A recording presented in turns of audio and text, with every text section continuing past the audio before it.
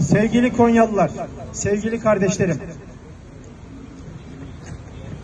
bir yerde zulüm varsa en kötü tercih o zulüm olurken sessiz kalmaktır. İnsan olmak sadece yemek, içmek, sadece bir takım bedeni ihtiyaçlarımızı karşılamak demek değildir. İnsan olmak biraz da başkalarının acılarını hissetmektir sevgili kardeşlerim. Ve bizler hamdolsun Müslümanlarız.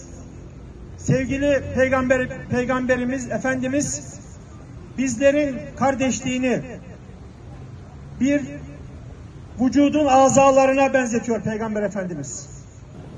Bir seneyi aşkın bir şekilde Gazze'de büyük bir soykırım yaşanıyor. Bakın, savaş tarihinde bile görülmeyen olaylar Gazze'de yaşanıyor. Hastaneler bombalandı, okullar bombalandı, ibadet yerleri bombalandı. On binlerce çocuk katledildi. 60 binden fazla kişinin hayatını kaybettiği söyleniyor. Gazze hepimiz için bir Müslümanlık imtihanı olduğu gibi bir insanlık imtihanıdır. Ve ben 100'den fazla ülke gezdim. İslam dünyasının %90'ını görmeyi Allah-u Teala bana nasip etti.